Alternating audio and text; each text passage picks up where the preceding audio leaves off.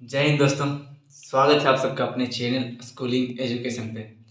दोस्तों, हम लोग एनसीईआरटी और जेसीईआरटी कक्षा 8 की भूगोल की पुस्तक पढ़ रहे थे। इसमें से हम लोगों ने 3 चैप्टर कंप्लीट कर लिए हैं।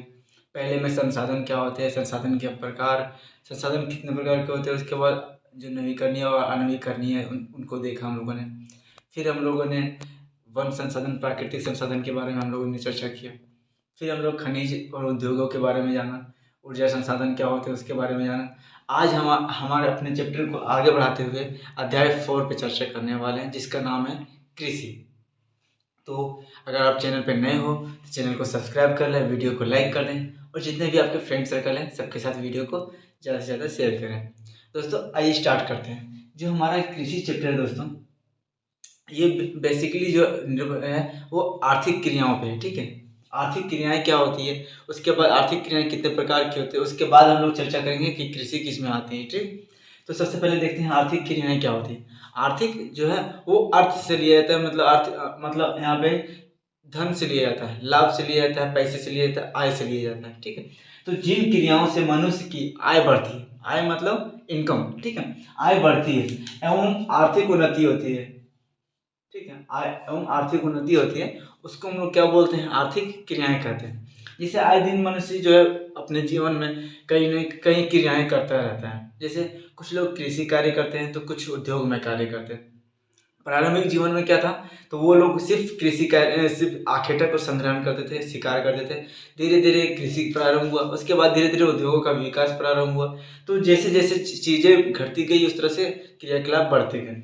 आज के दिन में अलग अलग मनुष्य अलग अलग कार्य करते हैं। जैसे अभी मैं आप लोग मेरे से वीडियो पे पढ़ रहे हो, तो ये एक तृतीय क्रियाकलाप है, एक इंटरनेट के आने के कारण ये एक विकसित क्रियाकलाप है। ठीक है, ठीक है, तो आर्थिक क्रियाएं का क्या है, तो वो क्रियाएं जिन क्रियाओं से मनुष्य की आय बढ़ती है या फिर इनकम होता है और आर्थिक उन्नति होती है, उसको हम लोग क्या बोलते हैं, आर्थिक क्रियाएं बोलते हैं।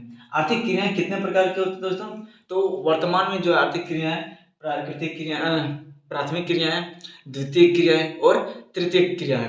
अब प्राथमिक क्रियाएं क्या है, जो प्राकृतिक रूप से जो साधन उपलब्ध है उसका हम लोग डायरेक्टली उपयोग करते हैं, वो प्राथमिक क्रिया है। जैसे इसका संबंध प्राकृतिक संसाधनों का उत्पादन और निष्कर्षण से है।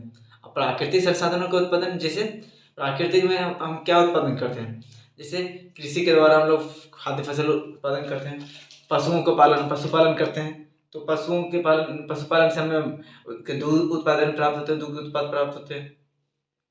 प्राकृतिक रूप से हम लोग खनिज खनिज जो है उसका निष्कर्षण करते हैं खनन के द्वारा। ठीक है, तो वो सारी चीजें जो है प्राकृतिक जो साधन है उसका उपयोग, डायरेक्टली उपयोग, उसको हम लोग प्राथमिक क्रियाओं के अंतर्गत रखते हैं। ठीक, जैसे आपके कृषि, खनन और पशुपालन, मत्स्य पालन, मुर्गी पालन, ये सारी चीजें जो है वो आपके किस में आएंगे, प्राथमिक क्रिया में आएंगे। ठीक, वन के द्वारा डायरेक्ट जो प्राप्त खाद्य पदार्थ जो प्राप्त होते हैं उसको क्या बोलेंगे, प्राकृतिक क्रियाएं। ठीक है, आखेटक संग्रहण जो है वो आपके किस में आएंगे, प्राथमिक क्रियाएं में। ठीक है, अब जो नेक्स्ट है वो है द्वितीयक क्रियाएं। द्वितीयक क्रियाएं क्या होती है, सेकेंडरी, इसको इंग्लिश में बोलते हैं सेकेंडरी एक्टिविटीज।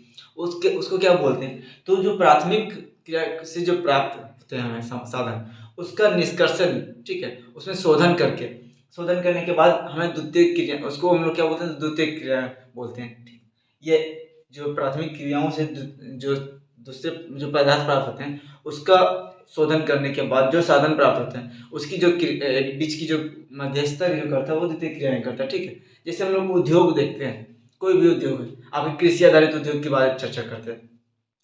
कृषि से हम लोग क्या प्राप्त होते हैं, मान लेते हैं सरसों प्राप्त होता है। ठीक, सरसों सरसों के बाद क्या होता है, वो मिल में जाता है, मिल में वहाँ पे तेल बनता है, तो तेल आपका क्या द्वितीय क्रियाओं के द्वारा प्राप्त साधन है। ठीक, हमें खनन से क्या प्राप्त होता है, लोह अयस्क प्राप्त होता है।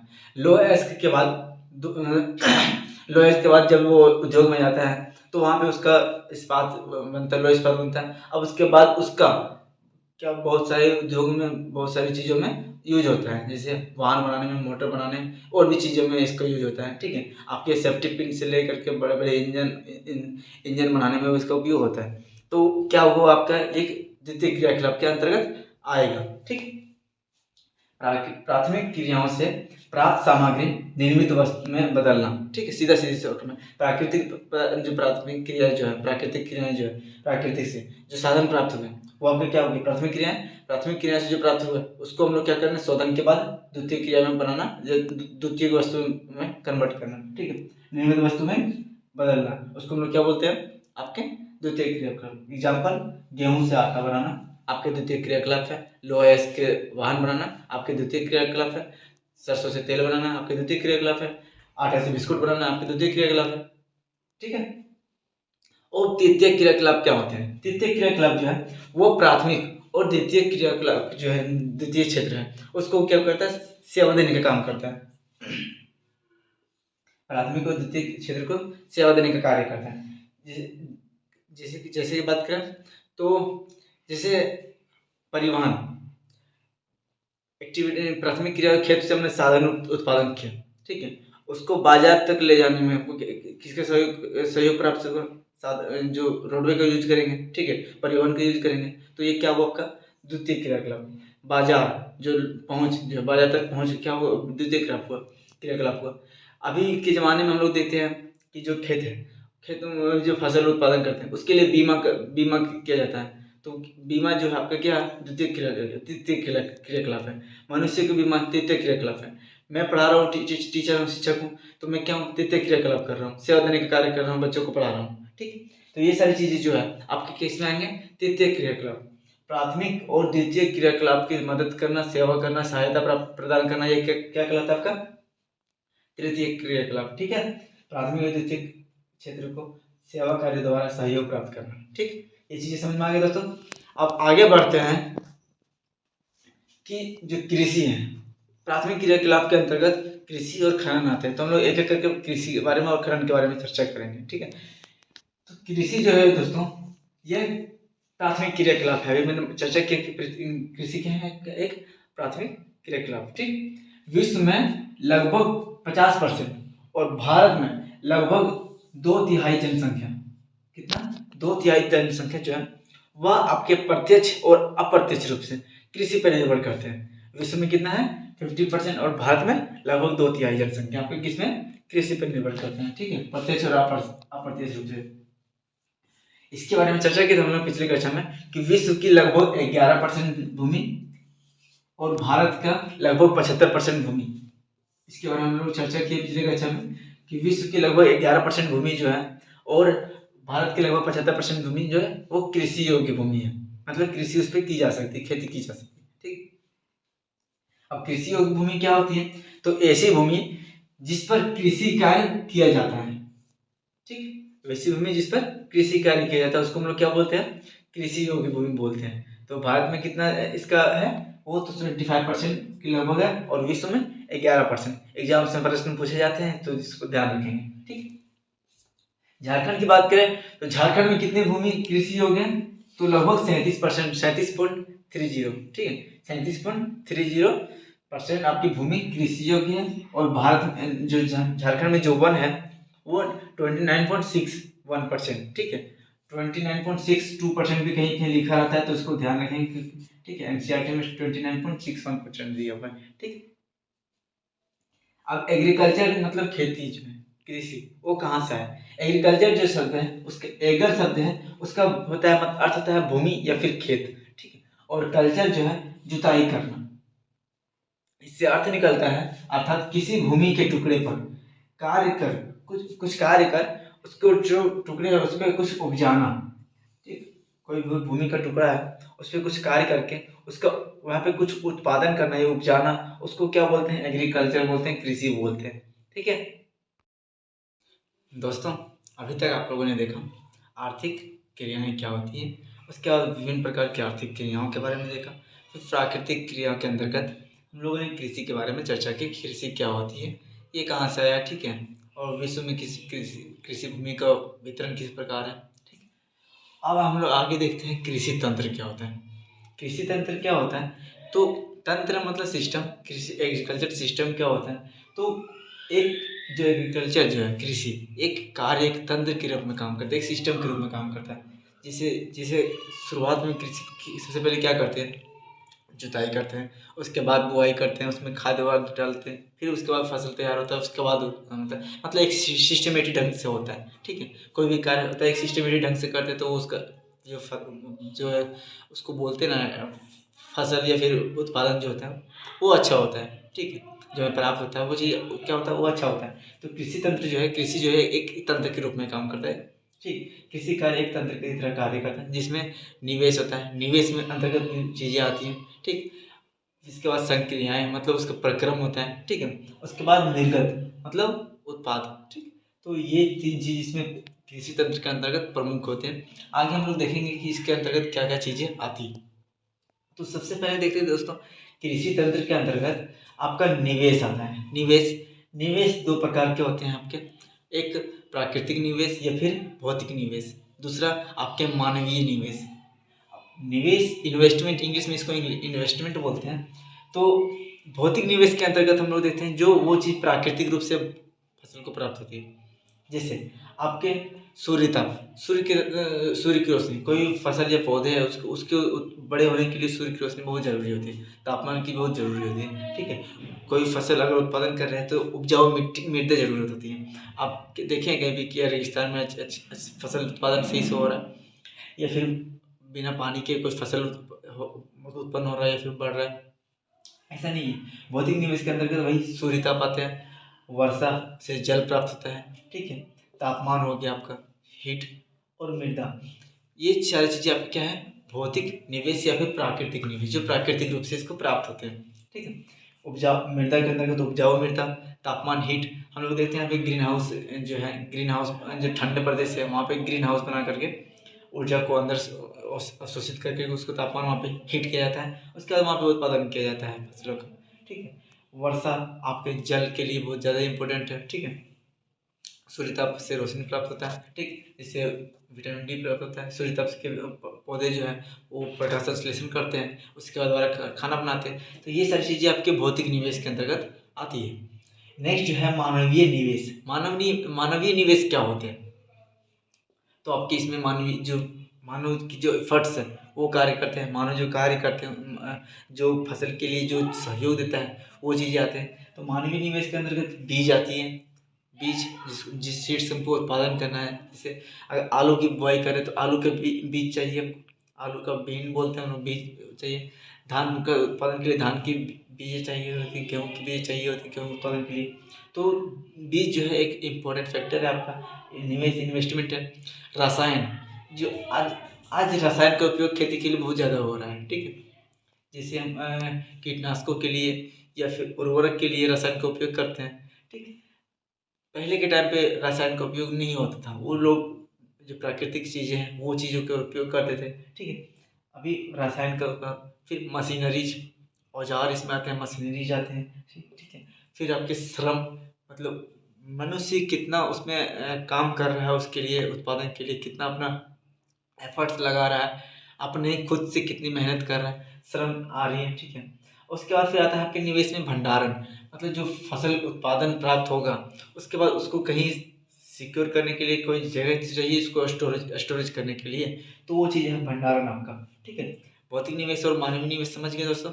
ये जो वो निवेश जो प्राकृतिक और मानवीय रूप से फसल के लिए इम्पोर्टेंट है, जिससे आपके प्राकृतिक फैक्टर्स जो आपके ये सारे सूर्य ताप, वर्षा, तापमान, और मानवीय में बीज हो गया, रसायन हो गया, आपका श्रम हो गया, भंडारण हो गया, मशीनरीज हो गया। ठीक, मशीनरीज में पहले क्या बोलते परंपरागत औजारों का उपयोग करते थे, कुदाल फावड़े का उपयोग करते थे, हल का उपयोग करते थे। आज के ज़माने में देखा जाता है जो बड़े बड़े मशीनरीज आ गए हैं। ठीक है, ट्रैक्टर आ गए, धान काटने के लिए अलग मशीन है, फिर आपके गेहूँ के लिए अलग मशीन है, बहुत सारी चीज़ें हम लोग देखते हैं। ठीक है, अब आते हैं प्रक्रम। प्रक्रम प्रोसेस, ये किस प्रकार से प्रोसेस जो है वो आपका संक्रियाएं प्रोसेस जो। ठीक, जुताई इसमें आती है, खेतों की जुताई की जाती है। ठीक है, उसके बाद फिर उसमें बुआई की जाती है, बुआई के बाद निराई की जाती है। निराई में क्या चीज़ें, जो खरपतवार है उसको छांटना। ठीक है, निराई, उसके बाद फिर सिंचाई भी जरूरी है इसके लिए, और लास्ट में फसल जब फल जाए या फिर हो जाए तो उसके बाद कटाई जरूरी है। तो ये आपके प्रोसेस हो गए, आपके जुताई, बुआई, निराई, सिंचाई और आपके कटाई, ये चीज़ें क्या है आपके प्रोसेस के अंतर्गत आते हैं। ठीक है, इन्वेस्टमेंट के अंतर्गत ये, प्रोसेस के अंतर्गत ये। अब निर्गत जो हमें उत्पाद प्राप्त होते हैं वो चीज़ है, फसल के रूप में हमें उत्पादन प्राप्त होता है। यहाँ पे उत्पादन भी लिख सकते हैं, जैसे चावल की उत्पादन करें तो चावल हमको प्राप्त धान के रूप में प्राप्त होगा, तो वो निर्गत में धान आ जाएगा। गेहूँ प्राप्त होगा, गेहूँ आ जाएगा। जो भी चीज़ें फसल के रूप में हमें प्राप्त होती है, उत्पाद के रूप में प्राप्त होती है, वो आपकी चीज़ें क्या आएंगी, निर्गत के अंतर्गत आएंगी। ठीक है, ये कृषि सिस्टम समझ गया, एग्रीकल्चर सिस्टम समझ में आएगा दोस्तों। अब आगे बात करते हैं कृषि के प्रकार कितने प्रकार के होते हैं। तो कृषि के जो है मुख्य रूप से दो प्रकार होते हैं आपके, निर्वाह कृषि और वाणिज्यिक कृषि। ठीक है, इसमें निर्वाह कृषि क्या है, वाणिज्यिक कृषि क्या है, इसके बारे में हम लोग चर्चा करने वाले हैं। ठीक है, तो सबसे पहले देखते हैं दोस्तों कि निर्वाह कृषि क्या है। निर्वाह तो एक निर्वाह मतलब सीधे सीधे दोस्तों के एक जरूरत आवश्यकता, जीवन जीने के लिए आवश्यकता जितनी है वो चीज़ें आती है। ठीक है, जीवन निर्वाह के लिए जो जितने फसल की उत्पादन होती है, फसल की ज़रूरत है, जितने खाने की ज़रूरत है उतना उत्पादन हो गया। ठीक है, ये आपका निर्वाह कृषि के अंतर्गत आता है। वाणिज्य मतलब होता है व्यापार, कोई भी व्यापार करने के लिए जो कृषि कर रहे हैं, अपने तो खाने के लिए वर्ष भर के लिए खाने के लिए हो गया, उसके बाद जो बच गई चीज़ें उसको क्या करना है, उनको सेल करना है, जो जिसको ज़रूरतमंद है उसको खरीदेंगे, तो हो गया वो व्यापार में। ठीक है, तो निर्वाह कृषि के अंतर्गत परिवार की आवश्यकता है तो कृषि कार्य किया जाता है। ठीक है, परिवार की जितनी आवश्यकता है, एक परिवार के वर्ष भर में जितनी आवश्यकता है, ठीक है, तो उतनी उत्पादन करना, उतना ही उत्पादन करना ये आपके जीवन निर्वाह कृषि के अंतर्गत आता है। ठीक, इसमें हम लोग देखते हैं भौतिकी जो तकनीकी है आपका, उसका उपयोग कम होता है या फिर नहीं होता है, बहुत कम होता है या फिर नहीं होता है। ठीक है, पारिवारिक श्रम का उपयोग किया जाता है, जितने लोग हैं घर के मेंबर्स हैं वो सारे क्या किए जाते हैं, इसमें निर्वाह कृषि के अंतर्गत कार्य करते हैं। इसमें बाहरी कोई सहयोग नहीं प्राप्त होता है, मशीनरीज का उपयोग नहीं होता है, जो परंपरागत औजार है उसका उपयोग करते हैं लोग। ठीक है, उपज इससे क्या होती है, कम होती है, क्योंकि यहाँ पे ना ही रसायन का उपयोग कर रहे हैं, ना यहाँ हाइब्रिड बीजों का उपयोग कर रहे हैं, तो जाहिर है कि जो उत्पादन है वो कम होगा, क्योंकि यहाँ पे आपकी प्रौद्योगिकी भी कम है। ठीक है, पारिवारिक श्रम का उपयोग कर रहे हैं। ठीक है, जितने घर के लोग हैं उतने सारे लोग इसमें कृषि में कार्य करते हैं, तो ये इंपॉर्टेंट है, इसको याद रखेंगे। निर्वाह कृषि के अंतर्गत क्या है, एक आपका परिवार की आवश्यकता है, तो दूसरा पारिवारिक उपयोग कम या फिर नहीं, सॉरी, प्रौद्योगिकी का उपयोग कम या नहीं, पारिवारिक श्रम का उपयोग, और उपज यहाँ पे क्या होती है आपके कम होते हैं। ठीक है, इसको लिख लेंगे। अब बात करें निर्वाह कृषि कितने प्रकार के होते हैं, तो निर्वाह कृषि भी दो प्रकार के होते हैं आपके, एक हो गया गहन निर्वाह कृषि और आपके एक हो गया आदिम निर्वाह कृषि। अब गहन निर्वाह कृषि क्या हो गया और आदिम निर्वाह कृषि क्या है, इसके बारे में देख लेते हैं। तो गहन निर्वाह कृषि यह एक छोटे भूमि के टुकड़े, जैसे एक गांव के आदमी है, ठीक है, उसके पास छोटा भूमि का टुकड़ा, ज़्यादा बड़ा नहीं है। ठीक है, भूमि का टुकड़ा क्या है, छोटा है। ठीक है, और उसमें क्या कर रहा है वो, साधारण औजार जो है कुदाल, फावड़े, हल बैल का उपयोग करके वो क्या कर रहा है, कृषि कर रहा है। तो ये आपका क्या होता है, गहन निर्वाह कृषि का अंतर्गत आता है। ठीक है, दोनों में डिफरेंस को याद रखेंगे, जो गहन निर्वाह कृषि और स्थानांतरित जो है आधुनिक निर्वाह कृषि के अंतर्गत जो है उसका डिफरेंस को याद रखेंगे।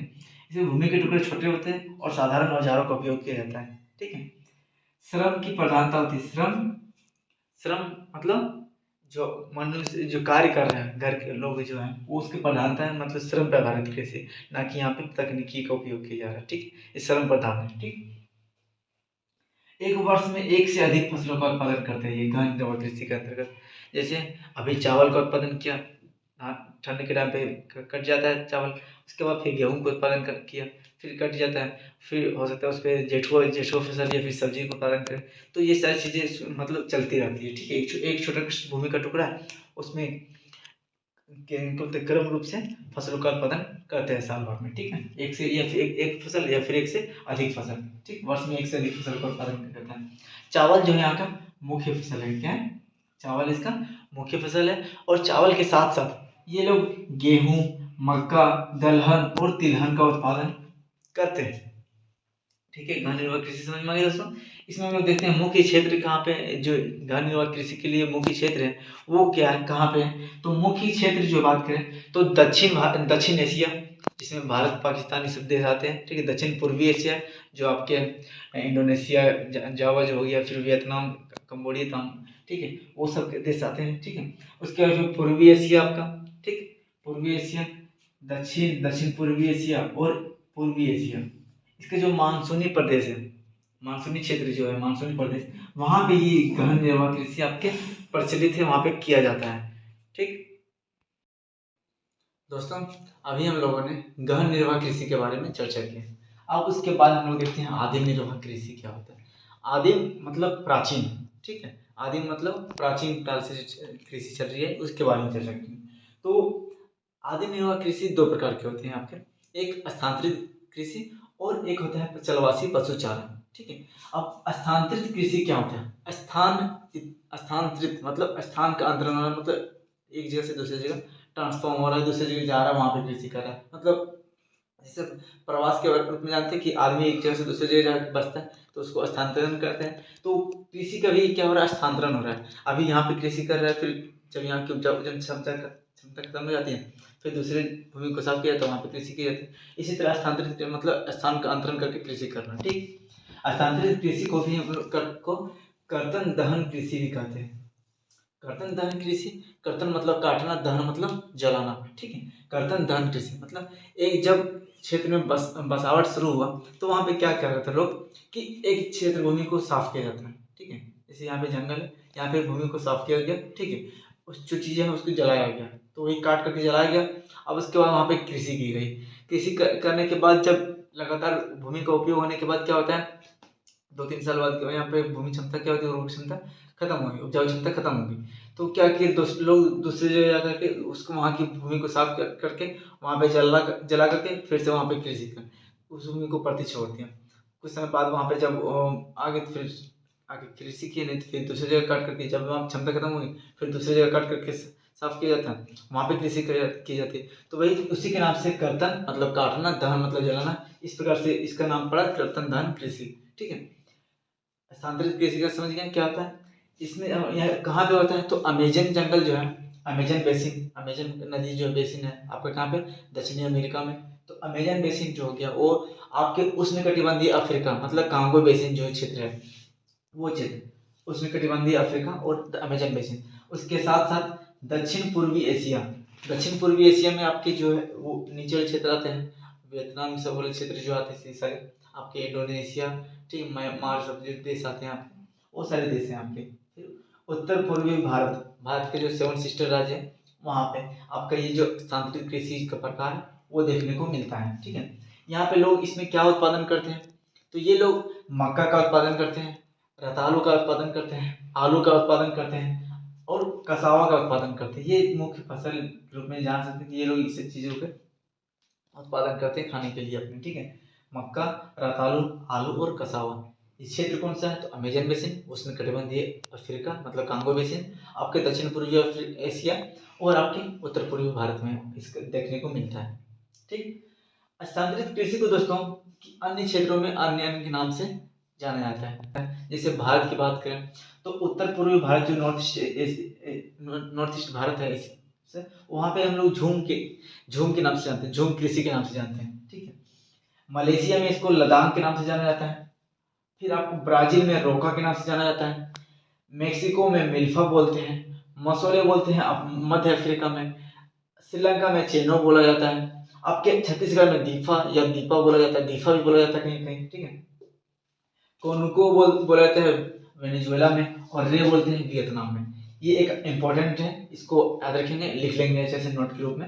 स्थानांतरित कृषि के अन्य नाम अन्य अन्य देशों में कंपटीशन एग्जाम में हमेशा पूछा जाता है, आपके जनरल एग्जाम में भी पूछा जाएगा। ठीक है, झूम नॉर्थ ईस्ट इंडिया, लदान मलेशिया, रोका ब्राजील, मिल्फा मेक्सिको में, मसोले मध्य अफ्रीका में और चेनो श्रीलंका में, छत्तीसगढ़ में दीफा या दीपा। ठीक है, वेनेजुएला कोनुको और वियतनाम में रे के नाम से जाना जाता है, जो हाल ही में जो एस्टेट एग्जाम वो उसमें पूछा गया था। अब बात करें चलवासी पशुचारण, जो दूसरा रूप है चलवासी पशुचारण, मतलब पशुचारण के एक प्रकार है जो प्राचीन समय से आ रहा है कि लोग कर रहे थे। ठीक है, ये जो निर्भरता किस प्रकार है? तो जैसे पहाड़ी इलाका है, पर्वतीय क्षेत्र है, वहाँ पे क्या होता है ठंड के टाइम पे जो नीचे वाली भूमि है वहाँ पे बहुत ज़्यादा ठंड रहती है। ठीक है, वो लोग क्या करते हैं मैदानी इलाका में आ जाते हैं। ठीक, ग्रीष्म ऋतु में जब बहुत ज़्यादा ठंड होती है, ग्रीष्म ऋतु में जब बहुत ज़्यादा गर्मी होती है मैदानी इलाकों में, तो ये लोग क्या करते हैं, पर्वतीय इलाकों की ओर ट्रांसफर हो जाते हैं। तो मतलब ये जलवायु पे डिपेंड करता है कि किस प्रकार का मौसम है, उस तरह से ये लोग ट्रांसफर पहाड़ी इलाके से मैदानी इलाके से पहाड़ी इलाके में ट्रांसफॉर्म होते चलते रहते हैं। ठीक है, चलो इसलिए इसको जलवायु पशुचारण बोला जाता है। ठीक, इसमें देखते हैं दोस्तों ये कहाँ कहाँ फेमस है, कहाँ कहाँ पे किया जाता है। तो सहारा के जो अर्ध शुष्क एरिया है, अर्ध शुष्क प्रदेश है, वहाँ पे ये मुख्य रूप से देखा जाता है, और मध्य एशिया के भूभाग में ये आपके देखे जाते हैं। ठीक है, जलवायु पशुचारण का प्रारूप देखा जाता है।